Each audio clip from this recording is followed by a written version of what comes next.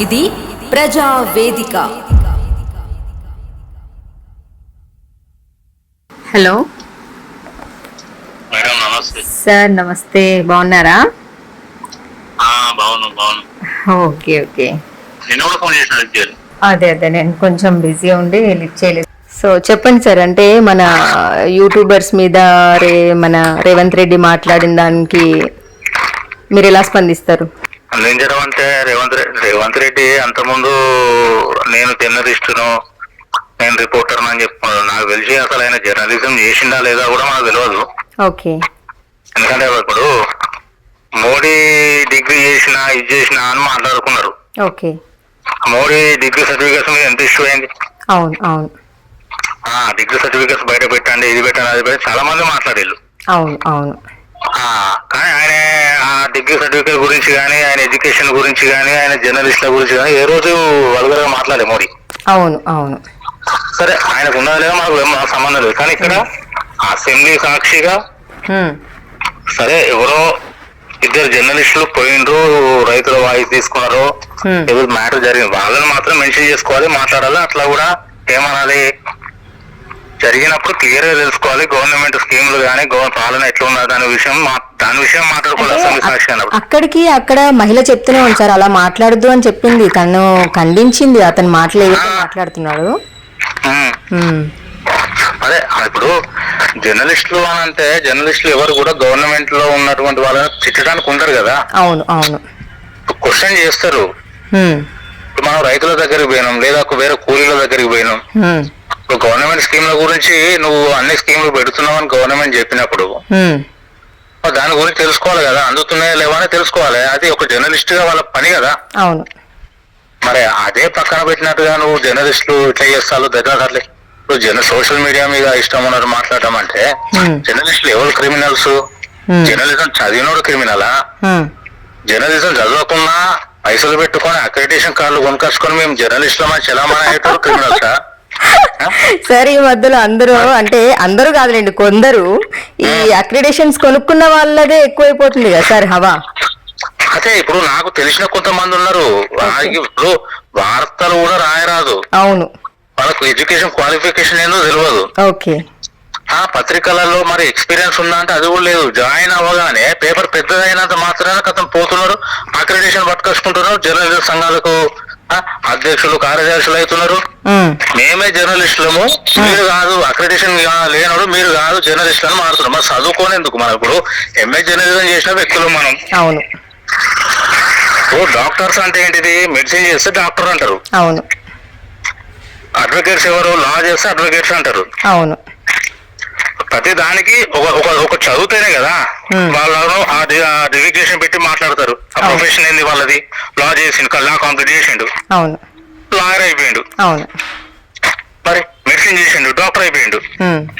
మరి జర్నలిజం చేస్తేనే జర్నలిజం అనాలి కదా. లా చదవగానే కాదు కదా సార్, వాళ్ళ బార్ కౌన్సిల్ ఎగ్జామ్ ఉంటుంది, అది రాసిన తర్వాత క్వాలిఫై అయిన తర్వాతనే అడ్వకేట్స్ అంటే కేసు వాదించడానికి వాళ్ళు అర్హులు కదా.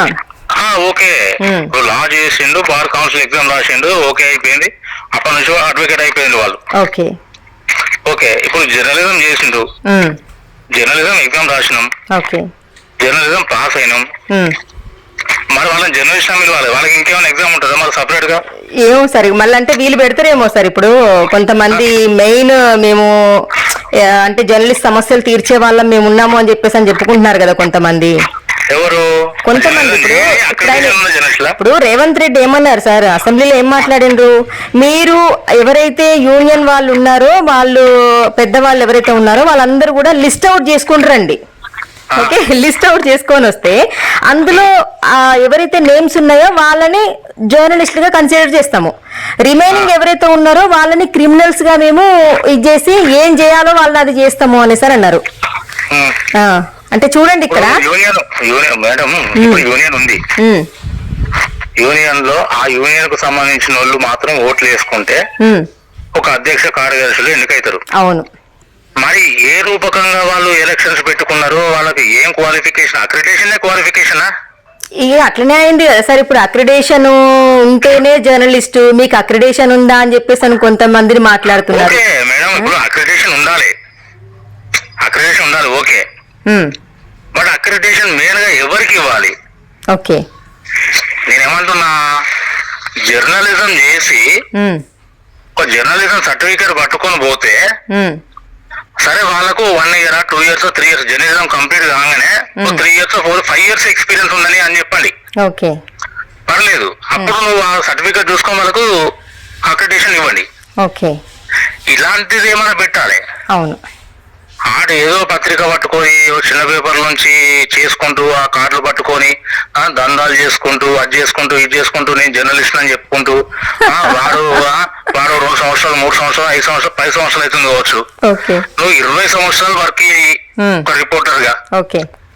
జర్నలిజం సర్టిఫికేట్ లేదు, నువ్వు జర్నలిస్ట్ ఎట్లా అవుతావు? అది కొంతమంది పెట్టుకున్నారు కదా సార్ జర్నలిస్ట్ అని చెప్పేసి అని. కొంతమంది యూట్యూబ్ లో అయితే ఏంటి, ఇంకా వేరే అయితే ఏంటి, జర్నలిజం చేయకపోయినా కూడా జర్నలిస్ట్ అని సో అండ్ సో నేమ్ పెట్టేసుకుంటున్నారు వాళ్ళు. వాళ్ళకి వాళ్ళే బిరుదులు ఇస్తున్నారు. అంటే దీన్ని మీరు ఎలా చూస్తారు సార్? ఇప్పుడు రిపోర్టర్ కి జర్నలిస్ట్ కి చాలా తేడా ఉంది. అయితే మేడం, నాకు డాక్టర్ కావాలని కోరుకుంటే చిన్నప్పుడు. ఓకే. నేను డాక్టర్ కావాలి, చదవలే, నేను డాక్టర్ పెట్టుకుంటా, డాక్టర్ కిషోర్ మెన్షన్ చేసుకుంటా. ఒప్పుకుంటుందా ఎవరన్నా సమాజం? ఎట్లా ఒప్పుకుంటారు? నేను డాక్టర్ చదివితే డాక్టర్ పెట్టుకోవాలి, లేకపోతే పిహెచ్డీ కంప్లీట్ చేసుకుంటే వాళ్ళు డాక్టరేట్ పట్టా ఇస్తే డాక్టర్ పెట్టుకుంటా. అవును, అది క్వాలిఫికేషన్ తోనే వస్తుంది. ఇవాళ రేపులలో అదొక ఫ్యాషన్ అయిపోయింది సార్ జర్నలిస్ట్ అని చెప్పేసి అని. అంటే నేమ్స్ పెట్టేసుకోవడము, ఇంకా వాళ్ళకి వాళ్ళే బిరుదులు ఇచ్చుకోవడం అన్నమాట, నేను జర్నలిస్ట్ అని. ఇలాంటి జర్నలిస్టులను ఏరడం చేత కాదు గవర్నమెంట్ కు. అవును, క్వాలిఫికేషన్ తో సంబంధం లేదు. ఓకే. నేను ఇంత 20,000 30,000 ఇచ్చినాం, అక్రిడిటేషన్ పట్టుకొచ్చుకున్నాం, ఓకే, బస్ అయిపోయింది, నేను జర్నలిస్ట్ ను. మరి మిగతా చదువుకున్నోడు ఎటు పోవాలి? చదువుకున్నాడు కదా. ఇప్పుడు నేను జర్నలిజం చేసిన, ఓకే, సరే ఇప్పుడు నా సర్టిఫికేట్ నేను జర్నలిజం చేసిన నా టైం వేస్ట్ చేసుకోవడం కంటే 20-30 పెట్టుకుని నేను కూడా కార్డు కొనుకొచ్చుకుని నేను కూడా జర్నలిస్ట్ తిరుగుతూ అయిపోదు కదా. అంతే కదా, ఇప్పుడు వీళ్ళ దృష్టిలో అంతే అన్నట్టు. ఇప్పుడు అదే కదా. ఇప్పుడు రేవంత్ రెడ్డి గారు ఏమంటున్నారు, క్రిమినల్స్ ఈ ట్యూబ్ ఆ ట్యూబ్ అని పెట్టుకున్నారు అంటాడు. అవును. మరి ఈ ట్యూబ్ ఆ ట్యూబ్ పెట్టుకున్న వాళ్ళు క్రిమినల్స్ అని అంటే ఆ ట్యూబ్లు పెట్టుకున్న వాళ్ళతోనే కదా కాంగ్రెస్ పార్టీ కానీ మిగతా రాజకీయ పార్టీలు కానీ ఏ పార్టీలు అయినా కూడా సోషల్ మీడియాను వాడుకునే కదా. ఆ గతంలో కేటీఆర్ కూడా మాట్లాడింది కదా. అంటే ఇప్పుడు మేము ఇవన్నీ తీసుకొచ్చేదానికంటే యూట్యూబ్ ఛానల్స్ పెట్టుకుంటే మేము మళ్ళీ వచ్చేవాళ్ళం కదా అని చెప్పేసి అని కూడా మాట్లాడింది కదా. మరి అప్పుడు తప్పు కాదు. అదే అదే అప్పుడు సోషల్ మీడియా కూడా కావాలి. సోషల్ మీడియా కన్వీనర్లు, సోషల్ మీడియా కార్యదర్శులు, కమిటీలు కూడా వేసుకున్నారు ఇంకా మళ్ళీ వీళ్ళు పార్టీలు. అప్పుడు యూట్యూబ్స్ ఉన్నాయి, వాట్సాప్లు ఉన్నాయి, ఫేస్బుక్ లో. మరి ఇవన్నీ ఎందుకు మరి దండ కదా, ఇవన్నీ పెట్టుకున్నారు అప్పుడు తెలియదు కదా వీళ్ళకి. అంటే ఏదో అంటారు చూడండి సార్ సామెత, గెలిచేదాకా ఒక మాట గెలిచినాక ఇంకొక మాట అన్నట్లు. అంటే ఇప్పుడు నీ అవసరం తీరిపోయింది, యూట్యూబ్ తో పని లేదు. అదే ఇప్పుడు వాళ్ళది ఒకటి బిగ్ టీవీ అనేది సంథింగ్ ఏదో ఉండే, వాళ్ళ తమ్ముందని నాకు తెలుసు, మరి కన్ఫర్మ్ అని నాకు తెలియదు. ఓకే. మరి అదొకప్పుడు యూట్యూబ్ ఛానలే కదా. ఓకే. మరి ఇప్పుడు వీళ్ళకి కావాల్సినప్పుడు వీళ్ళకి పని ఉన్నప్పుడు యూట్యూబ్ లతో పనిచేస్తారు. అసలు ఇక్కడ మెయిన్ ఏంటంటే మేడం, ఈ రాజకీయ పార్టీలే సోషల్ మీడియా కన్వీనర్లను ఎందుకు పెట్టుకున్నారు? అవును, అంతే కదా. అంతే అంతే. సోషల్ మీడియా నియోజకవర్గము కన్వీనర్ అనే వాళ్ళు ఉంటారు, జిల్లా కన్వీనర్ ఇంకోరు ఉంటారు. సోషల్ మీడియా వాళ్ళకు సపరేట్ మీటింగ్లు పెడతారు. సోషల్ మీడియా వాళ్ళకు ఇట్లా వర్క్ చేయాలి, ఇలా ఎడిట్ చేయాలి, ఇలా పెట్టుకోవాలి, ఇలా ప్రచారాలు చేయాలి, ఇలా ఇంత ఇస్తూ ఇంత ఇస్తాం, డబ్బులు ఇస్తాం, ఇది ఇస్తాం అది చెప్పుకొని తిరుగుతూ ఉంటారు. మరి ఈ ట్యూబ్లు ఆ ట్యూబ్లు అంటే ఏం ట్యూబ్లు అవి? ఇక గాడికే వస్తాయి కదా సార్ అవి. అంటే వాళ్ళ వరకు పనిచేసేవి మాత్రమే జెన్యూన్. సో రిమైనింగ్ వాళ్ళకి వ్యతిరేకంగా ఎవరైతే ఉంటారో వాళ్ళు ట్యూబులు అన్నమాట. ఇప్పుడు జర్నలిజం చేసిన వ్యక్తులకు శాటిలైట్ ఛానల్ అవకాశాలు రావట్లే. ఓకే. శాటిలైట్ ఛానల్ పెట్టుకుందామంటే పైసలు లేవు. ఓకే. శాటిలైట్ ఛానల్స్ ఎవరు పెడుతున్నారు? ఇదే రాజకీయ నాయకులకు సంబంధించినటువంటి వ్యక్తులు మాత్రమే శాటిలైట్ ఛానల్స్ పెట్టుకుంటున్నారు. మరి జర్నలిజం చేసిన వ్యక్తులు మరి కనీసం ఈ సోషల్ మీడియా వేదికగా చిన్న చితకగా ఖర్చు పెట్టుకొని యూట్యూబ్ ఛానల్ ఓపెన్ చేసుకుంటుండ్రు. వాళ్లకు సంబంధించిన వాయిస్ వాళ్ళు వినిపిస్తున్నారు దాని నుంచి. మరి వేరే ఆప్షన్ లేదు కదా. యూట్యూబ్ ఛానల్ అనేది అది ఏంటిది, అది మన స్వతంత్రం కదా అది. అవును. దాంట్లో పెట్టుకున్న ప్రతోడు క్రిమినల్. యూట్యూబ్ అని మెన్షన్ చేయడానికి కూడా కష్టమైంది రేవంత్ రెడ్డి గారికి. యూట్యూబ్ అది ఒకప్పుడు కేసీఆర్ గారు మన అసెంబ్లీలో మాట్లాడుతా అంటే ఆయన బూతులు తిడతానని చెప్పి ఆయన ఇష్ట రాజ్యాంగం మాట్లాడిండు. ఇదే కాంగ్రెస్ నాయకులు ఆయన బూతుల ముఖ్యమంత్రి అన్నారు. ఇప్పుడు నేను టీఆర్ఎస్ వ్యక్తిని కాదు, కాంగ్రెస్ వాడిని కాదు, బీజేపీని కాదు, మనకు సంబంధం లేదు. మన జర్నలిస్టులు. అవును. ఎవరు మంచి చేస్తే మంచి అని అంటాం, చెడు చేస్తే చెడు అని అంటాం. అంతే కదా. అంటే అది అడగరా మరి? ఇప్పుడు సమాజంలో 4th ఎస్టేట్ అని జర్నలిస్టులు అన్నారు. మరి 4th ఎస్టేట్ లో కూడా నువ్వు క్రిమినల్స్ అని మాట్లాడినావు. సరే, నీకు నచ్చినోడు, నీకు పాజిటివ్ గా రాసినోడు రేవంత్ రెడ్డి దేవుడు, ఈయన గొప్ప పని చేస్తాడు, నువ్వు ఏం స్కీములు తీసుకురాకుండా తీసుకొచ్చిండు అని ఇలాంటివి పెడితేనే వాళ్ళు గొప్పోలా? ఇక అట్లనే ఉంది కదా సార్. అదే ఇప్పుడు ఏ రాజకీయ నాయకుడు మాట్లాడలేదు సార్ బూతులు? ఏ రాజకీయ నాయకుడు మాట్లాడలేదు? ప్రతి ఒక్కరు మాట్లాడేది బూతులు. అసలు జర్నలిస్టులు ఎవరైతే ప్రెస్ మీట్లకు వెళ్తున్నారో ఖండించారు సార్. నవ్వుకుంటారు ఒకరికొకరిని చూసి. ఒకరి మీద ఎవరైనా సెటైర్లేసి రాజకీయ నాయకుడు మాట్లాడితే నవ్వుకుంటారు ఆ జర్నలిస్ట్ ని చూసి. కాదన్నట్టు. నెక్స్ట్ ఇంకొకటి, ఎక్కడైనా ప్రెస్ మీట్లకు వెళ్తే ఏదైనా సమస్య మీద ఒకరు రేస్ చేసి మాట్లాడితే, ఒక పాయింట్ మాట్లాడితే చేతులు చూపించి ఆపేస్తారు సార్. అంటే ఏంటిదంటే వాళ్ళ దృష్టిలో వాళ్ళు మాత్రమే క్వశ్చన్ చేయాలి, ఒక సీనియర్ జర్నలిస్ట్ మాత్రమే క్వశ్చన్ చేయాలి, ఒక సో కాల్డ్ ఛానల్స్ మాత్రమే క్వశ్చన్ చేయాలి, రిమైనింగ్ ఎవ్వరు కూడా మాట్లాడొద్దు.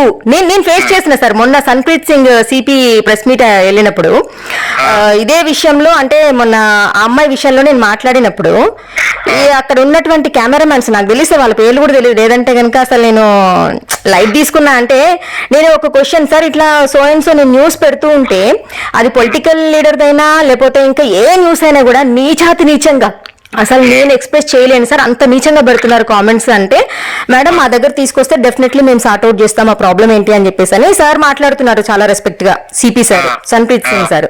ఇక అక్కడ మగవాళ్ళకి మరి ఏమనిపించిందో, అంతమంది మగవాళ్ళ దాంట్లో ఒక ఆడామె మాట్లాడింది, ఆమెనే ఫస్ట్ క్వశ్చన్ అడిగింది అన్న మరి ఏమనిపించిందో. అసలు కళ్ళు ఇలా పెద్దగా చేసేసుకొని ఏదో అంటారు చూడండి, పచ్చగడ్డి వేస్తే బగ్గుమన్నట్లుగా వాళ్ళకి ఏమనిపించిందో. నేను లైట్ తీసుకున్నా సార్. అంటే ఇప్పుడు నాకు పెట్టే బూతులు నిజంగా ఇప్పుడు రేవంత్ రెడ్డి దేనికి సార్? ఇప్పుడు నా ఫ్యామిలీని ఎందుకు అంటున్నారు? రాజకీయంగా నేను ఏదైనా తప్పు మాట్లాడితే లేకపోతే పరిపాలన బాగాలేకపోతే మీరు మాట్లాడండి, చాలా చక్కగా మాట్లాడిండ్రు. నేను ఏదైనా తప్పు చేస్తే మీరు మాట్లాడండి, కానీ నా ఫ్యామిలీని ఎందుకు మాట్లాడిండ్రు అనేది అది వ్యాలిడ్ పాయింటే. ఫ్యామిలీ దాకా మనం వెళ్ళొద్దు సార్, ఎవరైనా కానీ. అవునవును, ఫ్యామిలీ మెంబర్ జోలికి పోవద్దు, జర్నలిస్టులు అయినా ఎవరైనా కానీ వెళ్ళొద్దు అట్లా. సో ఇదే సిచ్యువేషన్ లో నేను ఒక కేసు నేను హ్యాండిల్ చేస్తూ ఎపిసోడ్స్ వైజ్ గా నేను వేస్తే నాకొచ్చే బూతులు నిజంగా ఎవరైతే నన్ను అక్కడ సిపి ప్రెస్ మీట్ లో ఆపినరో వాళ్ళ ఫ్యామిలీస్ కి పెడితే, అంటే నా ప్లేస్ లో వాళ్ళు ఉండి ఆలోచిస్తే కనుక అప్పుడు తెలిసొచ్చేది నొప్పి వాళ్ళకి ఏంటి అనేది. అయితే ఇక్కడ ఇంకా మిగతా జర్నలిస్టులు ఉన్నారు, వాళ్ళందరికీ కూడా మీ సమస్య తెలుసా మేడం? కొంతమందికి తెలుసు సార్. ఇప్పుడు ఈ ప్రెస్ క్లబ్ దగ్గర కూర్చున్నప్పుడు ప్రెస్ మీటే పెట్టినా కదా సార్ నేను, ఏంటి వాట్ ఈజ్ వాట్ అనేది. అక్కడ వచ్చిన వాళ్ళ దాంట్లో ఎవరూ రాయలేదు, జస్ట్ జైబీము, న్యూస్ 10 తప్ప, ఇద్దరు తప్ప, ఇంకొక సంథింగ్ ఏదో ఛానల్ వాళ్ళు వేసింది సార్, సుమన్ టీవీ వాళ్ళు. ఇప్పుడు మేడం, ఇప్పుడు మీరు ఒక జర్నలిస్ట్. ఓకే, మీరు జర్నలిస్ట్ అంటే ఏదో వీళ్ళలాగా కార్డులు కొనుకొచ్చుకొని ఐడి కార్డులకు పైసలు కట్టడము, ఆ కార్డులకు అక్రెడిషన్లు పట్టుకొచ్చుకోవడం కాదు. మీరు జర్నలిజం చదివిళ్ళు. అవును. అంటే మీరు సర్టిఫైడ్ జర్నలిస్టు, అంటే అసలు సిసలైన జర్నలిస్టు. అవును. ఇప్పుడు మిగతా జర్నలిస్టు సరే వాళ్ళు చదవలేదు తర్వాత విషయం, వాళ్ళైతే జర్నలిజం లో ఉన్నారు, వాళ్ళు ఈ సమస్య అనేది వాళ్ళందరి దృష్టిలో పోయినప్పుడు వాళ్ళకి తెలిసినప్పుడు కనీసం ఒక సాటి జర్నలిస్టు, మహిళా జర్నలిస్ట్ కి మరి తోడుగా లేనటువంటి వ్యక్తులు హెల్ప్ చేయడానికి కావడం ముందడుగు వేయలేనటువంటి వాళ్ళను జర్నలిస్టులు అని పిలవచ్చా? అలా అర్హులే అసలు? యాక్చువల్గా జర్నలిజానికి అర్హులా? అదే అసలు జర్నలిజం అంటే ఎంత చీఫ్ అయిపోయినట్టు ఈ రోజులల్లా. అవును సార్. నేను కొంతమందికి నేను జర్నలిస్ట్ అని చెప్పుకుంటే, సార్ మీరు ఏం చేస్తారని అడిగితే నేను జర్నలిస్ట్ అని చెప్తే ఓహో రిపోర్టరా అంటారు. కాదు బాస్, నేను జర్నలిస్ట్ అని నేనంట. ఓకే. అదే అన్న జర్నలిస్ట్ రిపోర్టరే కదా, జర్నలిస్ట్ అన్న రిపోర్టరే కదా ఓకే అంటారు. రిపోర్టర్ వేరు బాస్, జర్నలిస్ట్ వేరు. అవును అంటే రిపోర్టర్ కి జర్నలిస్ట్ కి తేడాలు తెలియదు. అంతే కదా. ఫస్ట్ ఆఫ్ ఆల్ ఈ తేడాలు తెలియదు. జర్నలిజం చదువుకున్నా తెలుసు, రిపోర్టర్ కును జర్నలిస్టులకు తేడా ఏంటో వానికి తెలుసు. అవును. ఈ కాళ్ళు కొనుకొచ్చుకొని డమ్మిగాలు ఎవరైతే ఉంటారో, డమ్మిగాలి అంటే వీళ్ళను అది వాస్తవము. నీకు అక్రెడిటేషన్ ఉన్నంత మాత్రాన నువ్వు జర్నలిస్ట్ అయిపోవు. అంతే కదా. ఇప్పుడు ఆర్ఎంపీలు ఉంటారు, మెడిసిన్ ఎంబీబీఎస్ ఉంటారు. అవును. ఇప్పుడు ఆర్ఎంపీ డాక్టర్ అయితే మరి ఎంబీబీఎస్ ఎవడు? అంతే కదా సార్. ఆర్ఎంపీ అనేటువంటి ఎవడు? ఫస్ట్ ఎయిడ్ చేసేటోడు వాడు. అవును. మరి ఆ ఆర్ఎంపీ అనే క్యారెట్ ఏం చేయాలి? చిన్న దెబ్బలు తాగినాయా, కరోనా వచ్చిందా, తలిగా నొప్పి లేచిందా, అంతవరకు చూస్తాడు, వెళ్ళిపోతాడు. అవును. అదేదైనా మేజర్ ప్రాబ్లం ఉందంటే అబ్బా కాదబ్బా పెద్ద హాస్పిటల్కి వెళ్ళిపోవాలి అని చెప్తాడు. అవును. అంటే తన డ్యూటీ అని తనకు తెలుసు. అవును. మిగతా పరిచయం నా దాంట్లో ఉండదు. ఇది సర్టిఫైడ్ క్యాండిడేట్ చూడాలి. అవును. అని ఎంబీబీఎస్, ఎంఎస్సి, ఎండి ఎవరి దగ్గర పంపిస్తారు. మరి ఇక్కడ రిపోర్టర్ అంతా కూడా జర్నలిస్ట్ అని చెప్పుకున్నాక, అంటే పై స్థాయిలోని డిజిగ్నేషన్ ఈ రిపోర్టర్ అంతా చెప్పుకున్న తర్వాత మరి జర్నలిజం చదవాల్సిన పని ఎందుకు? ఈ జర్నలిజం అనేది యూనివర్సిటీలలో పెట్టుకునేందుకు, గొప్ప గొప్ప పేరు జర్నలిస్ట్ అని పెట్టుకునేందుకు, ఈ జర్నలిజంలో పిహెచ్డీలు ఎందుకు? జర్నలిజం పిహెచ్డీ చేసినప్పుడు కూడా దానికే కదా. ఇప్పుడు ఈ అక్రెడిటేషన్ ఉంటేనే వాళ్ళు జర్నలిస్ట్ అయిపోతాడు. అవును. మరి ఇంకా జర్నలిజం పిహెచ్డీ చేసిన వాళ్ళు ఏమంటారు? మరి టైం వేస్ట్ కదా. అంతే కదా. అంటే ఇప్పుడు రేవంత్ రెడ్డి గారి దృష్టిలో ఏముంది? సరే వారి ఫ్యామిలీ జోలికి వచ్చారు, దాని విషయంలో యాక్షన్ తీసుకో, అట్లా అనొద్దు బాబు అని చెప్పు. అవును. ఇంట్లో తల్లిదండ్రులు ఏమన్నా తిడితే అట్లా అద్దురా అని చెప్పి కోప్పడతారు. అవును. మరి నువ్వేం చేయాలి? అట్లా విలువద్దురా భయ్, మీరు ఒక మంచి పొజిషన్ లో ఉన్నారు, ఒక జర్నలిజం పొజిషన్ లో ఉన్నారు, వ్యవస్థ మొత్తం మీ చేతిలో ఉంటది, మీరు రెస్పెక్టివ్ గా మీరు ఉండాలి. నేనేమన్నా తప్పు చేస్తాను అన్నానండి? అయినా ఒకటి సార్, నాకు అర్థం కావట్లేదు అసలు. ఎప్పుడైనా కూడా అసెంబ్లీ సమావేశాలప్పుడు ఏదో ఒక పాయింట్ తీసుకొని మాట్లాడుతున్నారు కానీ మరి వాళ్ళు ఇచ్చిన హామీలు ఏంటిది, ప్రజలకి ఎంతవరకు రీచ్ అవుతున్నాయి, ఎవరెవరి సమస్యలు తీరినాయి, రైతులదైతే ఏంటి, లేదంటే ఇంకా ఇతరత్ర ఏ సమస్యలైనా ఎంతవరకు తీరినాయి, ఏం చేయాలనుకున్నారు, ఇప్పటి వరకు ఏం చేస్తారనేది మాట్లాడకుండా అంతకుముందేమో బండి గురించి మాట్లాడుకున్నారు, ఇప్పుడు చూస్తేనేమో జర్నలిస్టులు ఇలా మాట్లాడుతున్నారు, నా పొజిషన్ లో మీరుండండి అని చెప్తున్నారు. కరెక్టే, కాదని చెప్పట్లేదు, మాట్లాడింది ముమ్మాటికి 100కి 1000% తప్పే. కానీ మరి రేవంత్ రెడ్డి కుటుంబం మాత్రమే కుటుంబమా, మరి మిగతా వాళ్ళ కుటుంబాలు కాదా? నేను ఇప్పుడు ఇదేంటి ఏదైతే కేసు అమ్మాయి విషయంలో 2 సార్లు ఎఫ్ఐఆర్ అయిందో ఇప్పటి వరకు ఎవరు కామెంట్స్ పెడుతున్నారనేది ఇంతవరకు కూడా బయటకు రాలేదు సార్, రాలేదు. పోను ఇంకా మట్టంపల్లిలో ఇది మన అతని పేరేదో ఉంది సార్, సంథింగ్ ఏదో ఉంది, ఆయన ఎస్ఐ ఫోన్ చేసి ఇష్టం వచ్చినట్లు ఆమె చదువుకుందా అసలు, అది ఇది అని చెప్పేసి ఇంకా మొన్న కూడా ధమ్కిస్తున్నాడట ఆ అమ్మాయి వెళ్తే. ఇంకొకసారి కనుక సైదా గురించి కానీ నాగేంద్ర గురించి కానీ ఫోటో పెట్టి వార్త వేసిందో తీసుకెళ్లి బొక్కలు ఇస్తామని చెప్పు, ఆమెను జాగ్రత్తగా ఉండమని చెప్పు అనంట. నేను కాల్ చేస్తే నేను అడిగే ప్రశ్నలన్నీ అడిగిన తర్వాత ఏంది నన్ను రెచ్చగొడుతున్నావు అని చెప్పేసి అని ఫోన్ పెట్టేసిండు సార్. ఫోన్ పెట్టేసి 100 సార్లు ఫోన్ చేసిన ఫోన్ లిఫ్ట్ చేయట్లే, ఇంకా మొత్తం బ్లాక్ చేసుకున్నాడు. ఆ అమ్మాయి ఎవరో కానిస్టేబుల్ ఒక అమ్మాయి కాల్ మాట్లాడింది నాతోటి, ఏంటి మేడం తన ఇజ్జత్ తీస్తున్నారు, అది ఇస్తున్నారు అని చెప్పేసి అని, ఇదంతా కోర్టు పరంగా వెళ్తే బాగుంటది కదా అన్న ఆమెకు కూడా వీడియో పంపిస్తే ఆమె కూడా నన్ను బ్లాక్ చేసుకుంది. ఇద్దరు బ్లాక్ చేసుకున్నారు సార్. ఇది పొజిషన్ అంటే ఒక ఎస్ఐ, ఆయన మీద పై అధికారులు ఉంటారు, వాళ్ళు మరి వెళ్ళి ఏం మాట్లాడుకున్నారో, డబ్బులు ఇచ్చుకున్నారో లేకపోతే బెదిరించు అన్నారో నాకు తెలియదు. అంటే వీళ్ళు బెదిరిస్తే మనం బెదరాలి ఒక జర్నలిస్ట్ గా. అంటే అంత రెస్పెక్టెడ్ వ్యవస్థ ఉన్నది మన జర్నలిస్టులు అంటే. అదే అంత గౌరవం ఇస్తున్నారు జర్నలిస్టుల కంటే.